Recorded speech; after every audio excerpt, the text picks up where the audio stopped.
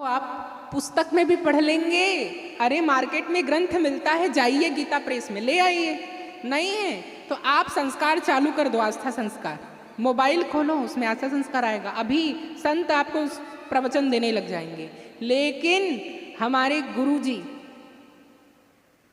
कबीरदास जी भी हमारे ही श्री संप्रदाय के हैं। रामानंद जी के शिष्य है ना। कबीरदास जी ने दीक्षा किससे ली थी? हाँ, पंचगंगा घाट में। और जिस संप्रदाय के हम लोग हैं वो संप्रदाय कौन सा है? रामानंद श्री संप्रदाय। तो क्या कहते हैं वो? पोथी पढ़ी पढ़ी जग मुआ, पंडित भया न कोय। ढाई आखर प्रेम का, पढ़े सो पंडित हो। पोथी तो पढ़ी पढ़ी रखी हुई है, इतने पोथी हैं। ज्ञानी बनना होता तो आज पोथी पढ़कर सब बन नहीं जाते। पोथी को पढ़ लेने से, पोथी को रट लेने से और पोथी को बाँच लेने से या पोथी को सुन लेने से ज्ञानी नहीं बनते। ज्ञानी बनने के लिए हमें प्रेमी बनना होता है, शरणागत होना पड़ता है। जब गुरु की कृपा हो जाती है ना तो अपने आप ज्ञान बरसने लगता है।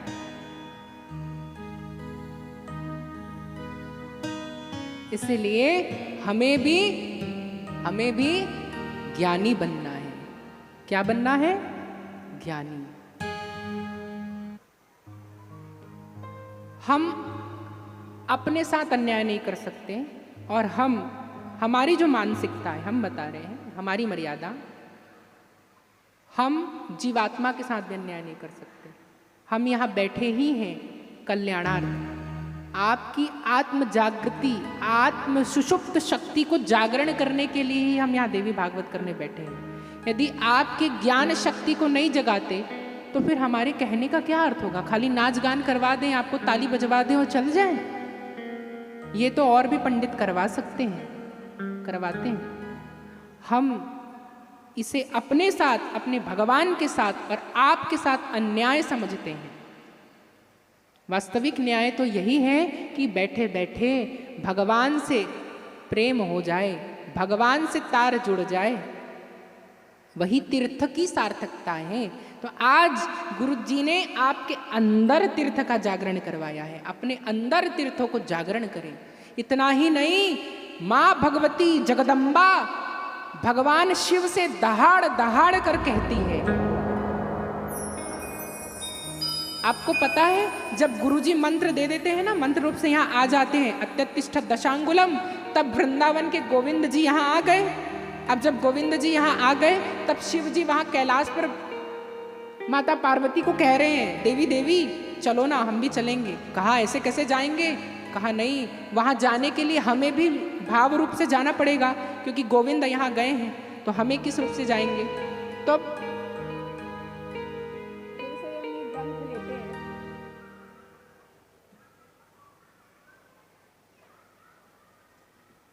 आप जिस ग्रंथ का श्रवण कर रहे हैं ना, उसकी प्रचारिका हम मंगलाचरण भी गाते हैं कि भगवान शिव कहाँ है? किस किस को दर्शन करना है भगवान शिव का? सबको करना है ना। भगवान शिव कहाँ है? साक्षात शिव कह रहे हैं कि मैं सतयुग में, त्रेता में और द्वापर में कैलाश में था, लेकिन जब नित्यावतार, ये पृथ्वी माता का एक नाम और है, क्या बोलते हैं इन्हें? भूदेवी, है ना, इसे भूदेवी कहते हैं। तो भूदेवी ने भुवनेश्वरी, जिसका नाम क्या है? भुवनेश्वरी, 10 महाविद्याओं में भुवनेश्वरी है। और भुवनेश्वरी की एक बहन है शाकंभरी। हाँ, तो भुवनेश्वरी के आवाहन पे भगवान नित्य रूप होके गुरु रूप से आए और वही मंत्र रूप से यहाँ स्थापित हुए। तो सारे तीर्थ यहाँ आ गए, गोविंद यहाँ आ गए। अब कहा इस तीर्थ में हमें भी जाना है, क्योंकि हमारा कैलाश भी यहाँ चला जा चुका है। अब हम कैसे करेंगे? तो कैलाश कहाँ स्थापित हुआ? कहा मन में, और उसे ही नाम दिया गया मान सरोवर। कहाँ है मान सरोवर? मन में। इसलिए कहते हैं ना, मैं तो मानसी गंगा नहाऊं मेरी वीर, नहीं माने मेरो मनवा। मैं तो मानसी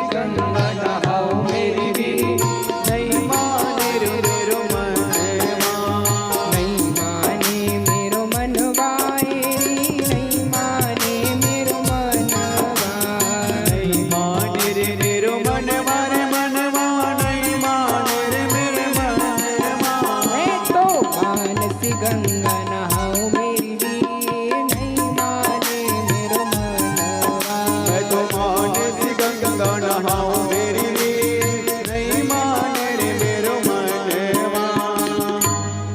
इस प्रकार मानसरोवर यहाँ आ गया। तो अब देखें शिव कहाँ है, किस रूप से आता है शिव, किस रूप से आते हैं शिव। किसी के घर है ये ग्रंथ, ये ग्रंथ किसी के यहाँ है नहीं। इस ग्रंथ का मंगलाचरण का पहला श्लोक ये देखिए, एक में भगवान के चरण में तीर्थों का स्थान और एक में गुरु के चरणों का स्थान। देखे गुरु पे सभी तीर्थों का स्थान देखा आपने। शास्त्र कह रहा है कि गुरु के चरण में और राम के चरण में सभी तीर्थों का स्थान देखा आपने।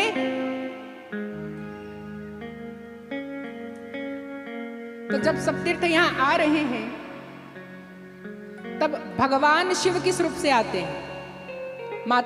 माता से प्रार्थना कर रहे हैं कि चलिए ना आप भी मानव के शरण। तो कहे हमें वरदान मिला है, हम ऐसे नहीं जा सकते, हमें जाने के लिए सूक्ष्म शरीर धारण करना है और भाव शरीर में भावना रूप से जाना है। वो भावना कौन सी है, तो कहा यहाँ पे भगवान व्याप्त हैं।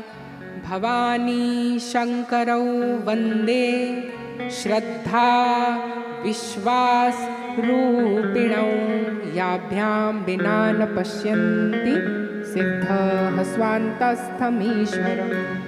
अर्थात मैं प्राणियों में शिव ही विश्वास रूप से और माँ जगदम्बा ही श्रद्धा के रूप से यहाँ विराजमान होती है।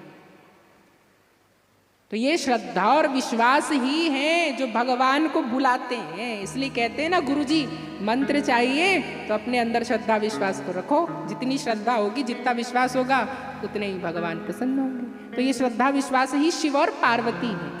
अपने अंदर देखें तो हमारे अंदर शिव पार्वती मिल गए, श्रद्धा विश्वास। अब शिव भी यही, पार्वती भी यही। तो कहा आप सभी देवी देवता भी हमारे हैं। कहा श्रद्धा देवी आप चले गई मानव के अंदर हम सबको छोड़ करके।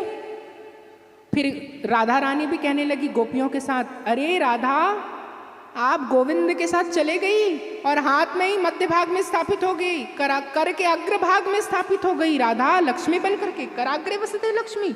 तो गोपियों ने कहा हमने क्या बिगाड़ा है, हमें भी चाहिए वास। तो कहा राधा कहती प्रत्येक इंद्रियों को तुम रख लो। तो कहा नैना देवी आंख में आ गई, कर्णिका देवी कान पे आ गई, भ्रामरी देवी नासिका में आ गई। जितनी गोपियां थे, मनसा देवी मन पे आ गई। इसलिए जितने गोपियां थे ना, सारे गोपी एक एक करके शरीर पे समा गई। इसलिए इंद्रिय को भी गो कहा जाता है। क्या कहा जाता है, गो। और इंद्रियों का जो विषय है, जो इंद्रियों का संरक्षण करे, उसे कहते हैं गोपाल। इसलिए गाय को भी गो कहते हैं और इंद्रियों को भी। तो सारी गोपियां यहाँ समा गई थी और इसलिए कृष्ण उनका संरक्षण करते थे। इसलिए इसे गोकुल भी कहा जाता है। एक गोकुल वृंदावन का, जिसे स्थूल जगत का तीर्थ कहते हैं, और एक गोकुल यह शरीर जहाँ इंद्रिय रूपी गो यहाँ विराजमान है और जिनका पालन श्री कृष्ण यहाँ हृदय में होकर के कर रहे हैं। इसलिए इस गोकुल में भगवान श्री कृष्ण भी चले जाते हैं ना, भगवान शिव भी जाते हैं ना कृष्ण का दर्शन करने भेष बदल करके।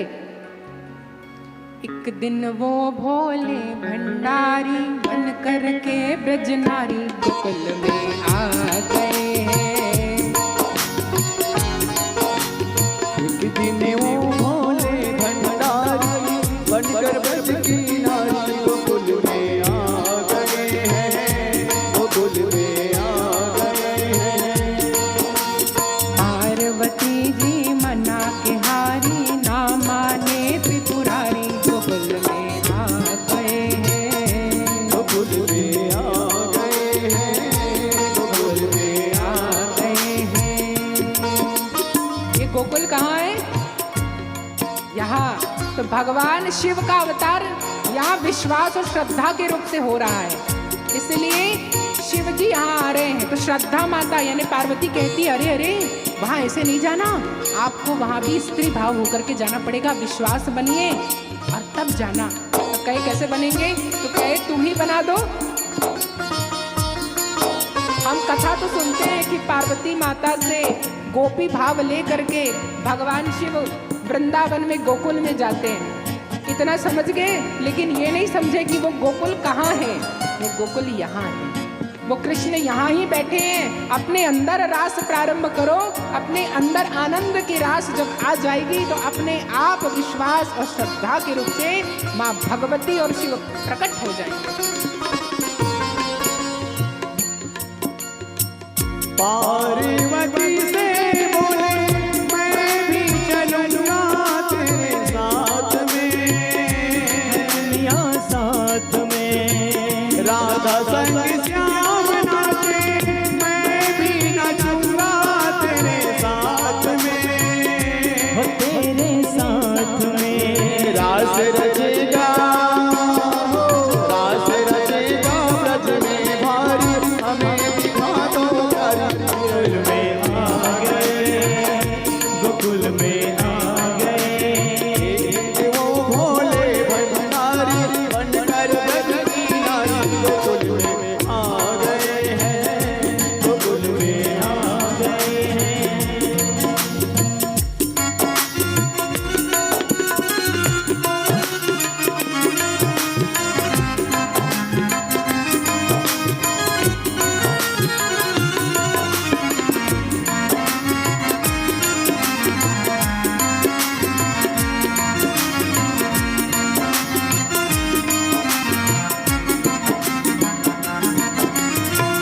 ओ मेरे भोले स्वामी कैसे ले जाऊं अपने संग में, अपने संग में।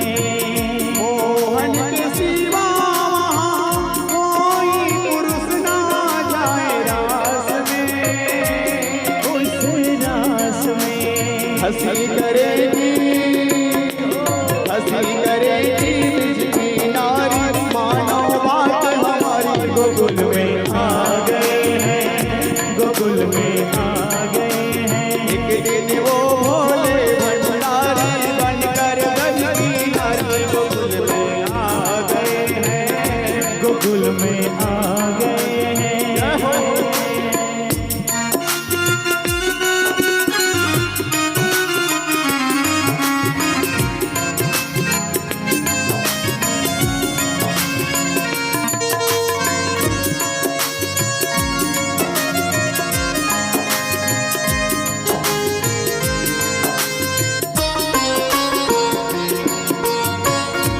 ऐसा बना दो मुझको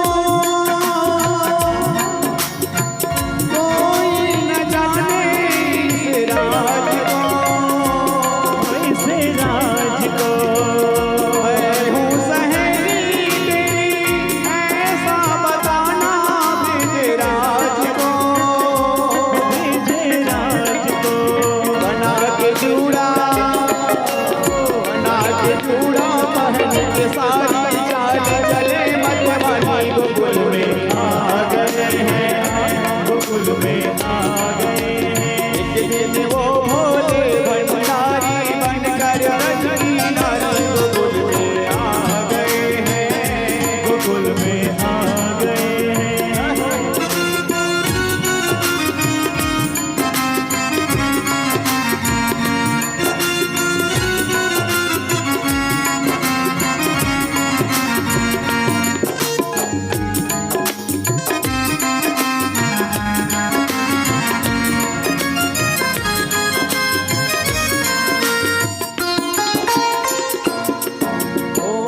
हंस के सती ने कहा बलिहारी जाऊं इस रूप में, इस रूप में एक दिन तुम्हारे लिए आए थे मुरारी इस रूप में, इस रूप में मोहनी रूप बनाया मुरारी, अब है तुम्हारी बारी, गोकुल में आ गए हैं, गोकुल में आ गए हैं, गोकुल में आ गए हैं। एक दिन वो भोले भंडारी बनकर ब्रज की नारी, गोकुल में आ गए हैं, गोकुल में आ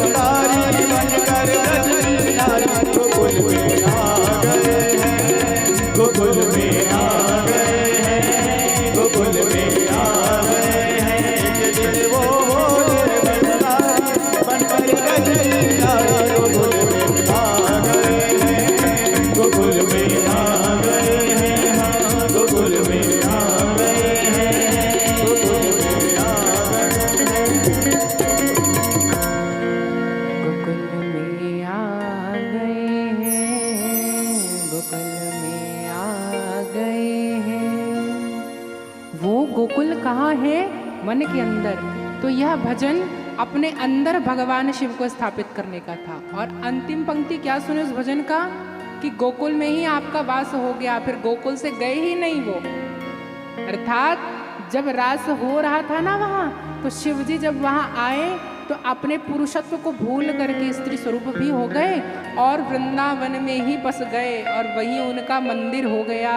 और उसे कहते हैं गोपेश्वर भगवान। श्री गोपेश्वर महादेव की जय। उसके बाद से वो भगवान फिर वापस कैलाश नहीं गए। गोपी अपनी पार्वती के साथ वहीं विराजमान है कि हमें अब शिव जी की, हमें अब कृष्ण की नगरी से जाना ही नहीं है।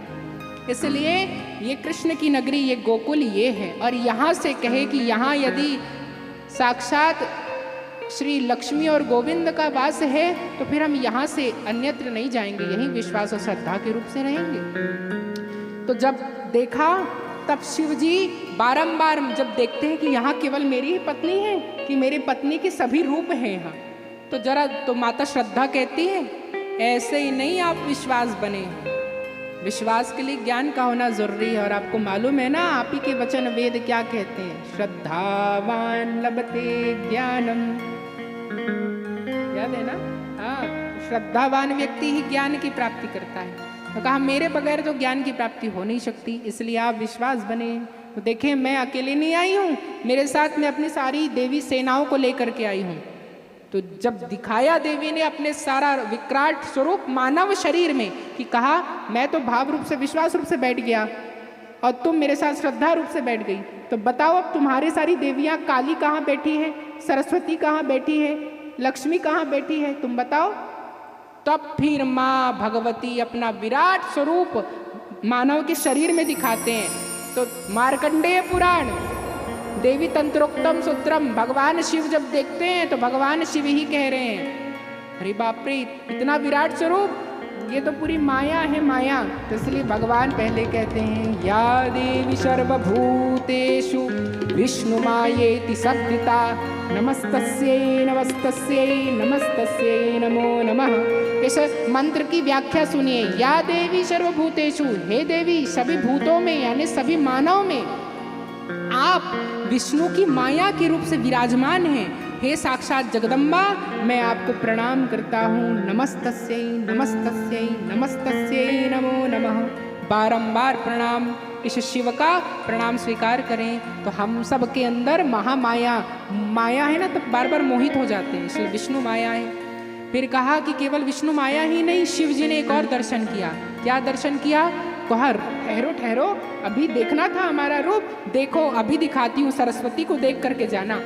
तो कहा जैसे ही भगवान ने देखा तब फिर भगवान शिव हाथ जोड़ते हैं और कहते हैं या देवी सर्वभूतेषु बुद्धि रूपेण संस्थिता नमस्तस्यै नमस्तस्यै नमस्तस्यै नमो नमः नमस्तस्यै नमस्तस्यै नमस्तस्यै नमो नमः। कहा अरे आप तो सरस्वती के रूप में भी विराजमान है मानव की बुद्धि में, इसलिए बुद्धि रूप से माँ सरस्वती को प्रणाम। अब कहा इधर कहा कि बस हम तो शिव हैं, हम तो भूत प्रेत के भी भगवान हैं, आप खाली देवताओं की माँ बनेंगी क्या? तो कहा माया के रूप से गई है तो थोड़ा सा अपनी काली की शक्ति को जागृत करिए ना, थोड़ा सा मतलब मायावी बनिए। तो कहा हाँ मैं दैत्यों के रूप से भी विराजमान करती हूँ मानव शरीर में। कहा कैसे? काया ब्रह्म के रूप से विराजमान होते हैं। और केवल इतना ही नहीं, आसुरी शक्तियों को स्थापित करने के लिए और लोगों को भुलाने के लिए मैं उस शरीर में माँ काली, जिसको घोर निद्रा कहते हैं, उस रूप में विराजमान रहती हूँ।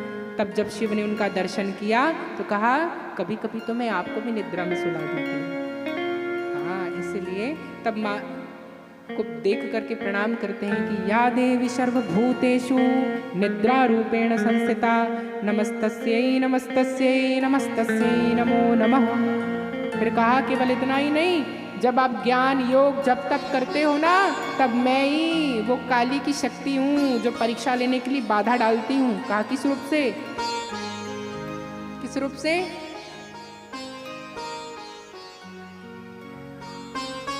या देवी सर्वभूतेषु तृष्णारूपेण संस्थिता नमस्तस्यै नमस्तस्यै नमस्तस्यै नमो नमः। तृष्णा है ना हमारे अंदर, आशाएं तृष्णा ये वही है। फिर इतना ही नहीं, आशा तृष्णा से तो बच जाओगे, लेकिन जैसे ही पूजा पाठ करना चालू करोगे ना, निद्रा के रूप से तो आ ही जाऊंगी, उसको भी बच गए तो फिर इससे तो बच नहीं पाओगे। और जब जब उपवास रखोगे, जब पूजा करोगे, तभी सताऊंगी। कहा किस रूप से? या देवी सर्वभूतेषु क्षुधा रूपेण संस्थिता नमस्तस्यै नमस्तस्यै नमस्तस्यै नमो नमः। वो क्षुधा क्या है? भूख। हमारे अंदर भूख शक्ति है ना, पेट, इसीलिए भूख ये क्षुधा है। इस प्रकार से देवी अपने सभी शक्तियों के रूप से स्थापित होती। फिर कहा मेरा सौम्य रूप भी है। जब आप विश्वास और श्रद्धा मेरे से युक्त होकर के गोविंद की शरण में चले जाते हैं और गुरु के मंत्र से रास लीला का प्रारंभ होता है, तब मैं ही परम शांति देने वाली हूँ।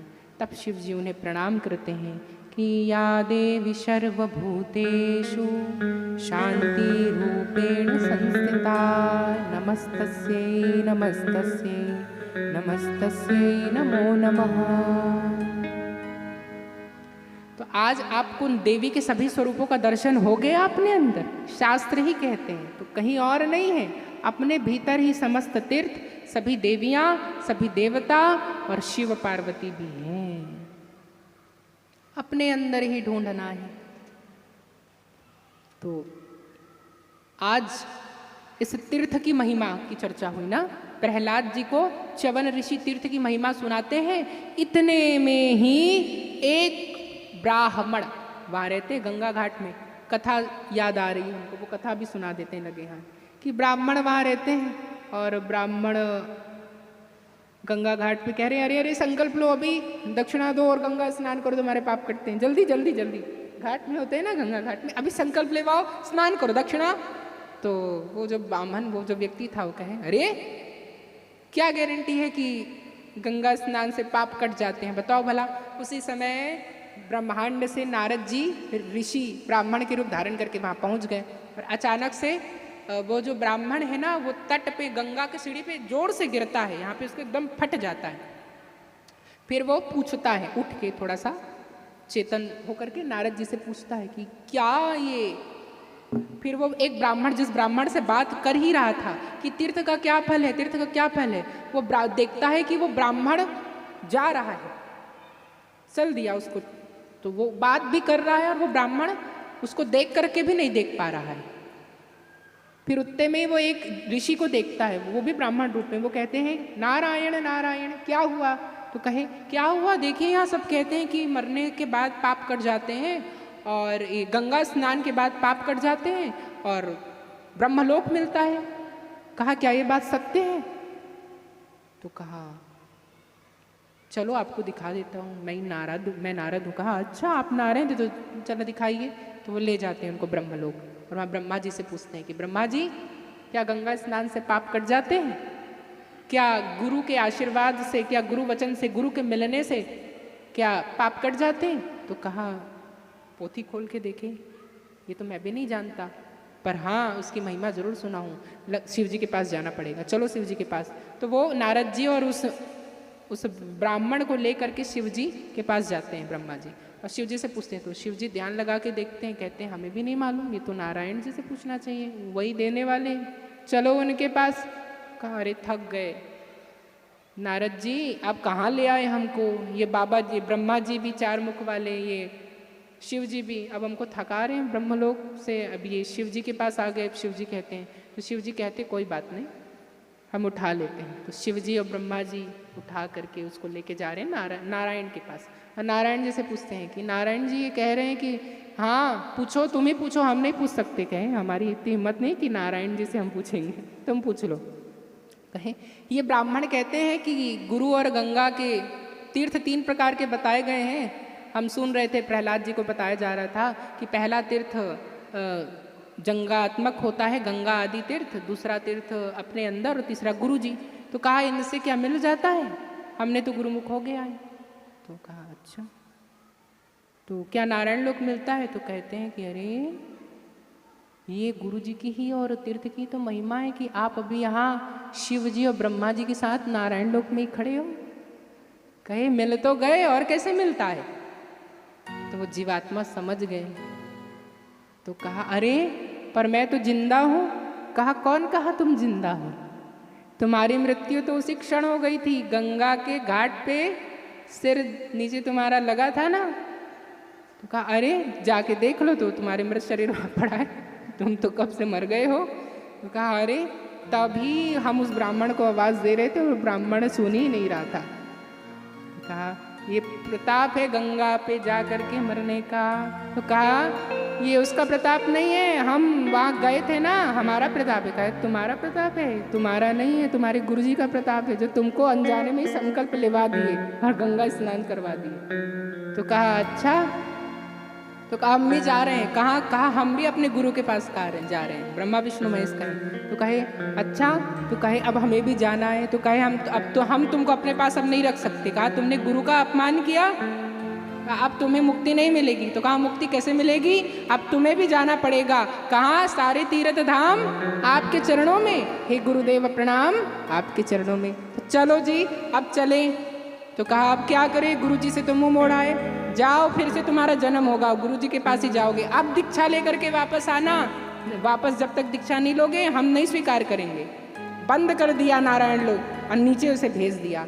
अब वो जीवात्मा जा रहा है और साथ में शिव जी भी जा रहे हैं और नारद जी उसे तानपुरा से समझा रहे हैं, चलो तुमको गुरु जी के पास लेके जाते हैं। और फिर वो हाथ जोड़ करके जा रहे हैं गुरुधाम। हम सब भी चलें? चलें। इसलिए हम सब भी चेतन हो जाएं और अपने गुरु के पास चलते हैं। सारे धाम तो वही है ना, सबको चलना है, हमारे साथ तैयार? चलें। चल रे मन गुरु धाम चलेंगे, चल रे मन गुरु धाम चलेंगे, चल रे मन गुरु धाम चलेंगे, चल रे मन गुरु धाम चलेंगे। धाम चलेंगे तन राम मिलेंगे, धाम चलेंगे तन राम मिलेंगे, धाम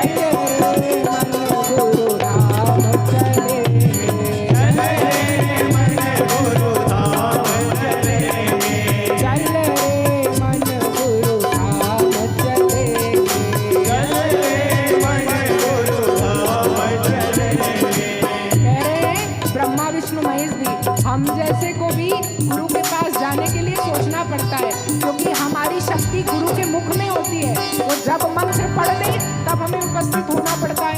गुरु जी के मुख में हमारा वास होता है। जब जिस देवता को आवाहित कर दे उनके पास जाना ही पड़ता है। तो हम तो गुरु के अधीन है और मंत्र के अधीन है, मंत्र देवता गुरु के अधीन है। उनके पास जाने के लिए भी हमें पुण्य करना पड़ता है। बात कैसे? हम देवता लोग भी भोग योनि में रहते हैं, जितना पुण्य होगा उतना प्राप्ति होगी, लेकिन जैसे पुण्य क्षीण होता है फिर मृत्यु लोक में पटक दिए जाते हैं, हम भी फिर इंसान बन जाते हैं। तो हमें भी पुण्य करना पड़ता है, तब गुरु की प्राप्ति होती है। तो गुरु तत्व को प्राप्त करने के लिए हमारी भी सामर्थ्य नहीं है। तो कहा अच्छा इसीलिए पुण्य करें। क्या पुण्य? आगे बता रहे हैं। चल रे मन गुरु धाम चलेंगे,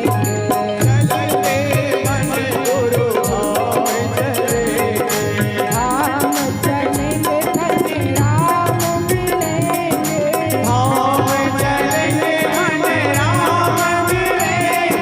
चल रे मन गुरु धाम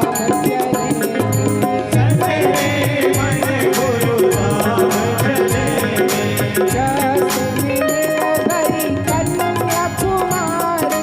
रस मिले गई कन्याकुमारी, रस मिले गई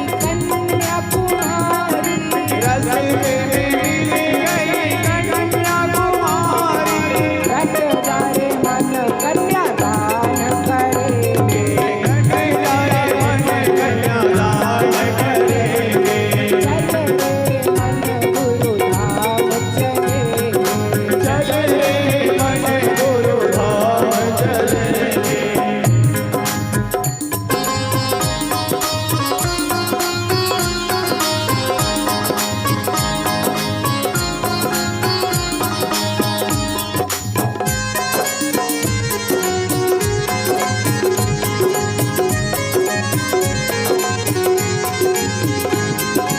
रास्ते में मिल गए गऊ और बछड़ा, रास्ते में मिल गए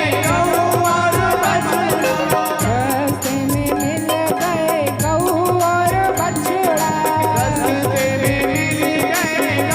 और बछड़ा, रट जाए मन गऊ दान करेंगे,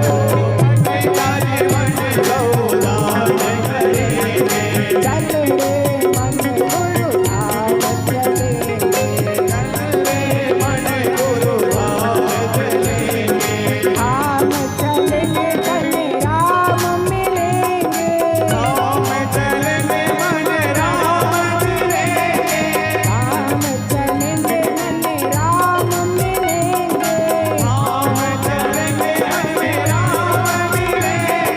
चल रे मन गुरु धाम चलेंगे, चल रे मन गुरु धाम चलेंगे।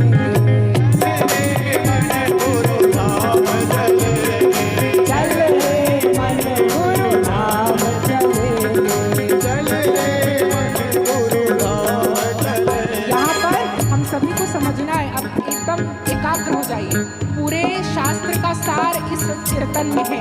कैसे?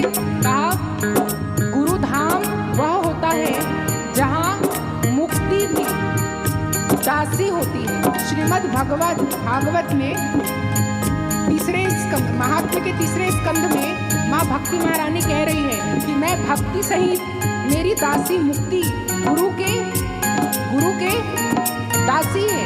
तो गुरु की कृपा हो जाती है तो हम नित्य उन्हें सेवा दे देते हैं। तो कहे जब जीवात्मा मरता है तो उसके साथ उसका कर्म ही जाता है, लेकिन जब जीवात्मा दीक्षा नहीं लेता तो उसके कर्म वहीं रह जाते हैं, उसकी जीवात्मा भी वहीं रह जाती है। तो उस जीवात्मा को उसके पाप कर्म दबा देते हैं और फिर उसको नरक जाना पड़ता है। और नरक जाते हैं तब उसके द्वारा किया गया कोई भी कर्म काम नहीं आता यदि वो दीक्षा नहीं लिया है और उसके हाथ से गौदान करा दिया जाए।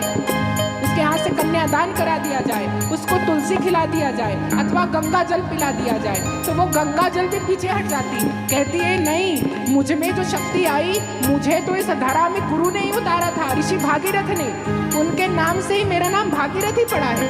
यदि गुरु नहीं होते तो मैं तुम जैसे पापियों के पाप को तार सकती? कतई नहीं। मैं पापियों को तारने वाली बनी ही गुरु के कारण। भागीरथी न होते तो मैं आज यहाँ नहीं आती। कहा गंगा भी कहीं नहीं। फिर कहिए कि चलो कोई बात नहीं, तुलसी को दे देते हैं, तुलसी खा लो, तुलसी से हो जाएगा, तुलसी पहन लो, तुलसी के काष्ठ से जला दो तो मुक्ति मिल जाएगी। दीक्षा नहीं लिया है बेचारा। तो कहा सावधान। तुलसी ने कहा मुझ में पातिव्रत धर्म का हुआ जब मुझे नारद जी ने दीक्षा दिया था, और जब विष्णु ने मेरा स्पर्श कर दिया था तब मैं अपने पातिव्रत के धर्म से ही तुलसी बनी, और मुझे तारने का गुण मेरे गुरुदेव ने मुझे दिया। यदि मैं तुलसी बनी हूँ तो आज गुरुदेव की आज्ञा के कारण बनी हूँ। यदि पृथ्वी में मैं तुलसी उत्पन्न हुई हूँ तो मैं वनस्पति के रूप से नारद जी के आवाहन पे हुई हूँ। मेरे गुरु नारद जी हैं। कहा आप मेरे गुरु का सम्मान नहीं कर सकते, मैं तुलसी आप दोगे भी तो मैं अपने तत्व को वापस ले लूंगी। तुलसी भी पीछे हट गई, गंगा जी भी हट गई, गंगा पिला दी, गंगा भी नहीं, तुलसी भी नहीं। अब आ जाते हैं तो कहते अरे अपना तुलसी मैया साथ दे रही है ना गंगा मैया, अब देखो जरा इसने कोई दान किया होगा। तो कहते सारे दान में सबसे बड़ा दान कौन सा है? तो कहा यदि गृहस्थी है भैया तो सबसे बड़ा दान कन्यादान है। कन्यादान किया होगा, कन्या का फल है। कहते हैं कन्या में माँ भगवती का वास होता है, दुर्गा का वास होता है, क्योंकि वो दो कुल का लाज रखती है। बेटी उत्पन्न कर लिए मतलब समझ लो साक्षात जगदम्बा को जन्म करती है, जगदम्बा का वास होता है। तो कहा कन्यादान किया होगा उसका कोई फल मिल जाएगा। तो जैसे ही कन्यादान के लिए कन्या का फल करते हैं तो वहाँ से माँ भगवती जगदम्बा बोलती है, क्योंकि कन्यादान से माँ दुर्गा प्रसन्न होती है। तो माँ भगवती कहती सावधान, जो कन्यादान का फल इस पापी को दिया, इसने दीक्षा नहीं दिया है। कहा मैं दुर्गा बनी कैसे? मुझ में जब शिव जी, जब मेरा पार्वती के रूप से जन्म हुआ था तो मेरे पास तो मंत्र ही नहीं था, मैं अपने पति को कैसे प्राप्त करती? तो गुरु जी नारद जी ने आके मुझे मंत्र दीक्षा दी थी और कहा था कि जाओ हिमालय में जाके व्रत करो। मैं तप की, तब मुझे शिव की प्राप्ति हुई, मैं शिवानी बनी। ये गुरु जी के कारण हुआ। तब मेरे माता पिता मेरा कन्यादान कर पाए। यदि नारद जी नहीं होते तो आज मेरा कन्यादान ना दक्ष कर पाते ना हिमालय। उन्होंने भी, राजा दक्ष को भी और हिमालय को भी कन्यादान करने से पहले दीक्षा लेना पड़ा था। ये व्यक्ति मेरा बिना दीक्षा लिए कन्यादान कर दिया, इसको कन्यादान का फल ना दिया जाए नहीं तो मैं रुष्ट हो जाऊंगी। वो कन्यादान का फल भी वो सती माता वापस ले लेती है। अब क्या कहें इसका कल्याण कैसे होगा? तो कहा कोई बात नहीं, मरने के बाद घर वाले गौदान करा देते। कहते गौ का पूछ पकड़ लो तो वैतरणी पार हो जाओगे। तो गौ माता को पकड़ा दिया गया। तो जैसे ही गौ माता को हाथ पकड़ाए, पूछ पकड़ाया जाता था उसका, तो गौ माता बोले, गौ माता को प्रणाम किया गया स्वर्ग में कि देखो ये गुरुधाम बात कर रहा जाने का, इसके पाप इतने हैं, तार दो। तो गौ माता कहती सावधान, गुरु दीक्षा के बगैर यदि जो गौ दान, किसी भी दान का फल मिलता ही नहीं है, फिर ये दान कर रहा है तो इसका फल कैसे मिलेगा? कहा मुझे गौ रूप से प्रकट किसने किया? कहा जब गुरु रूप से नारद जी जा करके विष्णु भगवान को, देवताओं को ये संदेश नहीं देते कि समुद्र मंथन करो, तब तक समुद्र से मैं कामधेनु के रूप से जन्मती कैसे? यदि मैं कामधेनु रूप से आई हूँ तो आज उस गुरु के वरदान के कारण ही मैं समुद्र से निकल पाई हूँ। कहा इतना ही नहीं, इस पृथ्वी पर मुझे वशिष्ठ ने पाला, इसलिए मैं वशिष्ठ की गौ माता हुई, नंदिनी गौ माता की। इतना ही नहीं, मुझे बहुला नाम से जाना जाता है, बहुला चौथ में मेरी पूजा की जाती है। सब ऋषियों ने मुझे पाला इसलिए, और मैं भगवान श्री कृष्ण की भी, भगवान श्री कृष्ण भी मुझे प्राप्त करने के लिए ऋषि गर्ग से दीक्षा लिए, तो तब जाकर के गौ पालन किए और मैं सुरभि गौ माता कहलाई, तब मेरा दान होता है। कहा ऐसे ही कोई दान नहीं करता, खबरदार जो मेरे पूंछ को पकड़ा करके इसे नरक को पार कराया जाए, उसे ही पार कराती हूँ जो दीक्षा लेता है। तो वो अपने पूंछ को झड़ा दी। अब क्या करें? तब फिर गुरुजी को कहें, अब तो सारे जितने भी जो थे ना पुण्य जीवात्मा, अब वो जीवात्मा जा रहा है अपने गुरु के पास, तो कहा कोई कृपा नहीं कर रहा है। तो ब्रह्मा विष्णु भी साथ में थे, वो भी कह रहे हैं, क्या कह रहे हैं? पहले कहती इस जीवात्मा को तारे कैसे गुरु से विमुख हो गया है, तो चलो ले चलते हैं। पहले रस्ते में मिल गए गंगा रे जमुना, रस्ते में मिल गए गंगा रे जमुना, जमुना में स्नान कर लो तो चलेंगे गुरु के पास। डट जा रे मन गंगा स्नान करे,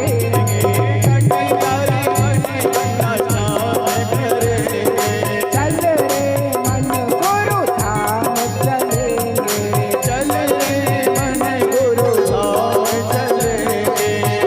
गंगा कहती है कि मैं तो तेरे को फल नहीं देने वाली।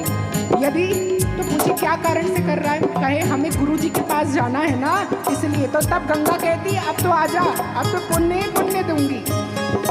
फिर जब पता चलता है तुलसी महारानी को कि अरे ये तो मेरे पास गुरु जी की प्राप्ति के लिए जा रहा था, अब तो मैं जरूर आऊंगी। तब जैसे वो गंगा स्नान करके आगे बढ़ते हैं तो गुरु जी क्योंकि उसको दीक्षा में कंठी पहनाए होते हैं तो तुलसी आ जाती है, तो तुलसी प्रकट हो जाती है सामने में।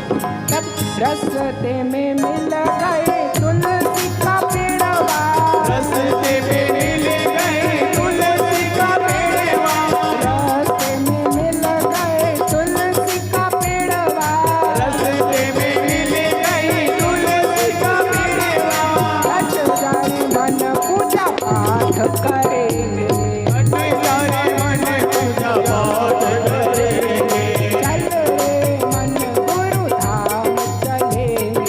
चल रे मन गुरु धाम चलेंगे। वो तुलसी भी कहने लगी कि मुझे यदि यह पता होता कि आप गुरु के पास जा रहे हैं तो मैं बनी ही गुरु के लिए हूँ, मैं आई ही गुरु के लिए हूँ, तो आपको पुण्य देती हूँ। तब तुलसी ने भी ले लिया। फिर वो कन्या का फल भी आ गया, कन्यादान किया। इतना ही नहीं, फिर गौ माता भी आ गई, कहा कि रुको मैं बनी ही वैतरणी पार करने के लिए हूँ, तुमने गुरु के पास जाना है तो मेरे से हुए बगैर कैसे जा सकते हो। क्योंकि गुरु जी जब दीक्षा देते हैं ना तो पहले पंचगव्य का प्राशन भी देते हैं ना, कहते हैं कि लो पंचगव्य पियो, मैं बनी ही इसलिए हूँ शुद्धि के लिए। इसलिए रस्ते में मिल गए गौ और बछड़ा, रस्ते में मिल गए गौ और बछड़ा, रस्ते में मिल गए गौ और बछड़ा, रस्ते में मिल गए गौ और बछड़ा, हट जा रे मन गौ दान करेंगे, हट जाए मन गौ दान करेंगे, चल रे मन गुरु धाम चलेंगे। चल रे मन गुरु धाम चलेंगे। जब ये देखा कि ये जीवात्मा, इसके ऊपर ब्रह्मा जी की भी कृपा हो गई, शिव की भी कृपा हो गई, गंगा तुलसी की कृपा हो गई, देवी की कृपा हो गई। कैसे? केवल इसलिए कि इस व्यक्ति ने अभी गुरु जी के शरण हुआ नहीं है, गुरु जी के धाम जाने के लिए उद्यत हुआ है। तो वहाँ सब आ गए कि चलो चलो मैं भी चलती हूँ, तुलसी भी, गंगा भी, दान पुण्य भी और ब्रह्मा विष्णु भी, कि भाई आप जीवात्मा धन्य है आपके बहाने ही। क्योंकि बोलते हैं जब मानव दान करता है, पुण्य करता है, पूजा करता है तो उसका फल देवता को मिलता है ना, देवता प्रसन्न होते हैं। कब? जब गुरु जी रहते हैं। तो कहा हमें फल मिलेगा, हम जाएंगे इनके साथ। तो सब आगे बढ़ने लगे। इतने में ही गुरु जी कृपा कर देते हैं, कहते हैं कि ये मेरे पास आ ही रहा है। तो जब तुम, गुरु जी कहते हैं जब कोई शिष्य गुरु धाम के लिए एक कदम बढ़ाता है तो गुरु उसके लिए 10 कदम बढ़ाते हैं।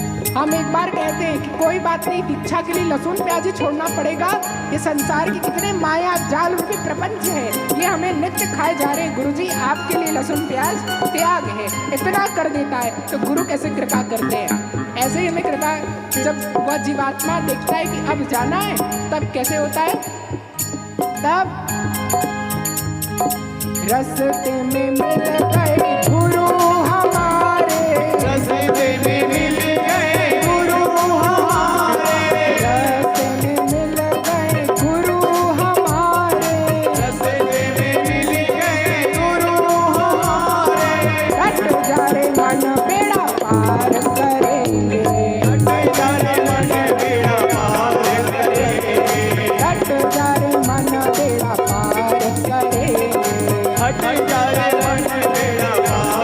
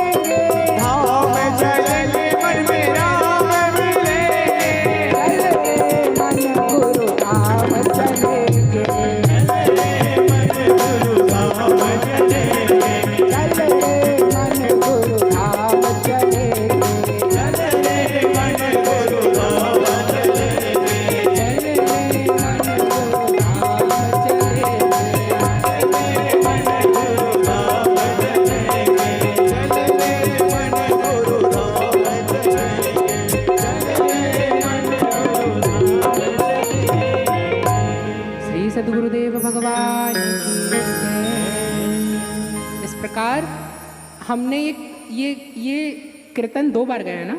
पहले दिन गाया था तो अर्थ शायद नहीं समझ में आया होगा, आज समझ में आया कि जीवात्मा जब मरता है तो उसके कल्याण के लिए यमराज ने उन्हें क्या क्या देते, गुरु ही देते हैं। पहले उन्हें कहेंगे गंगा स्नान, गंगा जल देंगे।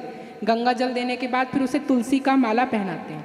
फिर उसके बाद कहते हैं कि अब जो तुम दान पुण्य करोगे वो लगेगा। तब फिर उसको कन्यादान वगैरह जो भी दान किया होता है उसका फल मिलता है। उसके बाद फिर वो गौदान होता है, तो कहते हैं कि गौ पंचगव्य का पान करवाया जाता है। उसके बाद फिर दीक्षा आदि का संस्कार होता है। तो जब वो धाम के लिए जा रहा है तो जब देखे कि ये सब उनके लिए जा रहे हैं तो वो सब अपने आप मूर्तिमान होकर के उनके साथ चल रहे हैं, क्योंकि मरने के बाद गौ माता की पूंछ पकड़ के ही वैतरणी को पार किया जाता है। इसलिए ये सब उनके पास जाना नहीं पड़ा, वे सभी रास्ते में मिलते जा रहे हैं, रास्ते में मिलते जा रहे हैं कि चलो हमारे पास आ जाओगे तो जल्दी चल दोगे। इसलिए गुरुधाम पहुंच गए और धाम पहुंच करके जब वहाँ देखते हैं तो उस गुरु के चरणों में ही गुरुर ब्रह्मा गुरुर विष्णु गुरुर्देवो महेश्वरा गुरुर साक्षात परब्रह्म तस्मै श्री गुरुवे नमः सभी तत्वों का विराजमान होता है और फिर उस जीवात्मा का कल्याण होता है और फिर उसे मुक्ति मिलती है। इस प्रकार आज की कथा को यहीं विश्राम देते हैं और कल हम बताते हैं कि कल यहाँ राम जन्मोत्सव होना है। कल राम जी की कथा, कृष्ण जी की भी संक्षेप में कथा हो जाएगी और फिर कल या परसों 56 भोग, कृष्ण लीला, गोवर्धन लीला 2 दिन है। तो कल ही हम राम कथा भी और कृष्ण कथा भी कह लेंगे। परसों शुंभ निशुंभ वध होगा, चंड मुंड का वध होगा। तो कल संक्षेप से ही लीला होगी। क्या होगा कल? तो कल आप सभी को यहाँ कृष्ण लीला या राम लीला में उपस्थित होना है। संक्षेप से ही कल कृष्ण कथा होगी। कृष्ण के कथा की चर्चा कल यहाँ होनी है। तत्पश्चात आरती। तो आज कथा को यहीं विश्राम दे करके आरती की ओर चलते हैं।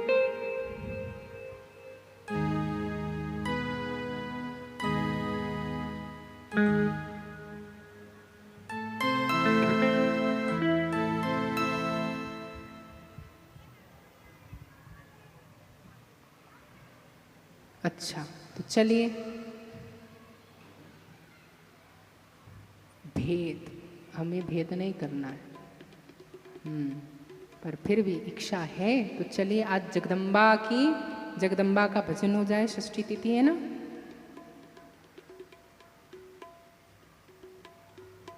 हरि ओम तत्सत् श्री जगदम्बा देव्यै नमः।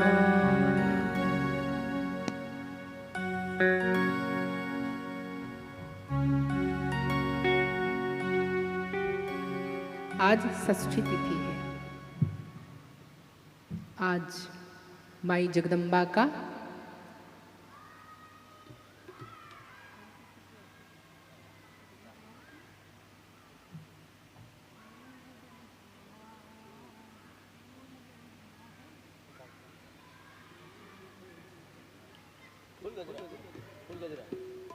आज हमारी माता कितने सुंदर दिख रही है।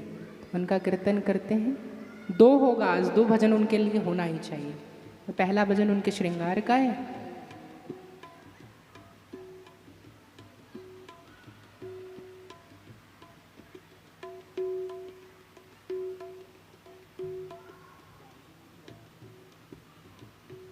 देवी कथा बहुत विशद है।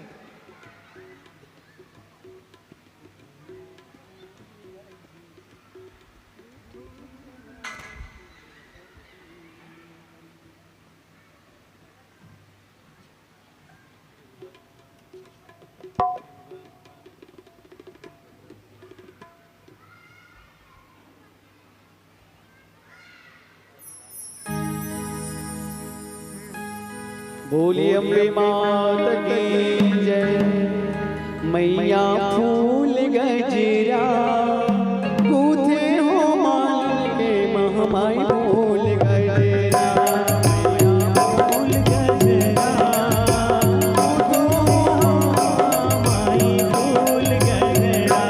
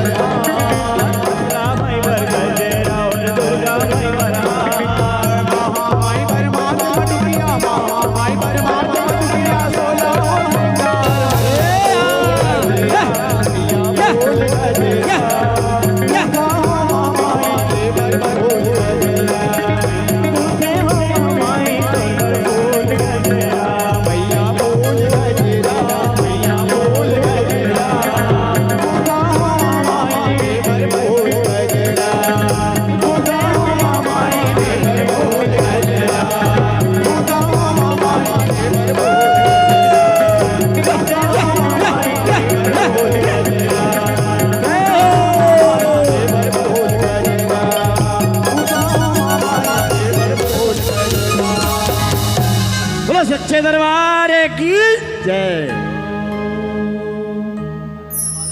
हम सब भी मानसिक रूप से माँ का श्रृंगार करें।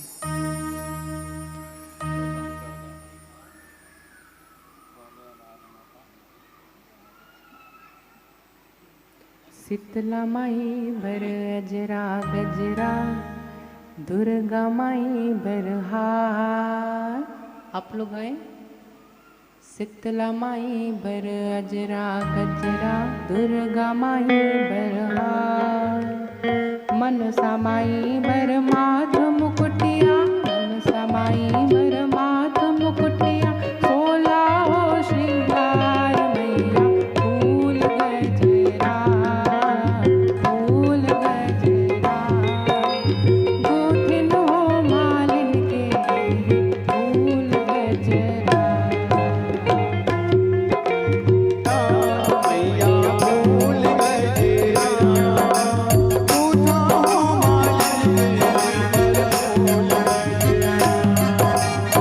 किस फूल से गूंथ रहे हैं? कहा मन से। क्योंकि सबसे बड़ा फूल कौन सा होता है मालूम है? जगदम्बा यहाँ अर्पित है ना, तो जगदम्बा को हम फूल चढ़ाते हैं। वो कौन सा फूल होता है? फूल को संस्कृत में बोलते हैं सुमन। सुमन, सुमन अर्थात सुंदर मन। मन रूपी से मानसिक रूप से माई को फूल चढ़ाना है। फिर आप मन से सोचिए कितना सुंदर सुंदर फूल, उसमें से हम लेते हैं फूलों का नाम। चंपा फूल के अजरा गजरा, चमेली फूल के हार। चंपा फूल के अजरा गजरा, चमेली फूल के हार। चंपा फूल के अजरा गजरा, चमेली फूल के हार। चंपा फूल के अजरा गजरा, चमेली फूल के हार। मोगरा फूल के माथ मुकुटिया, मोगरा फूल के माथ मुकुटिया। 16 हो श्रृंगार मैया, फूल गजरा। गूंथे हो मालिन के माई पर फूल गजरा। गोथिन हो माई बर मैया, फूल गजरा। गूंथे हो मालिन के माई पर फूल गजरा।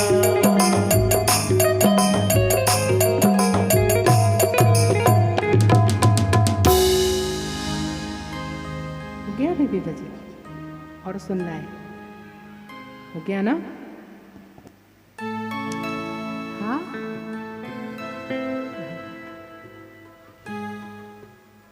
कौन सा वाला? आवाज नहीं सुना। आज तेरा जगराता।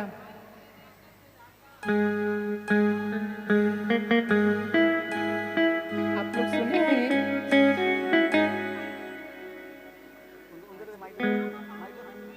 आमा पान की पतरी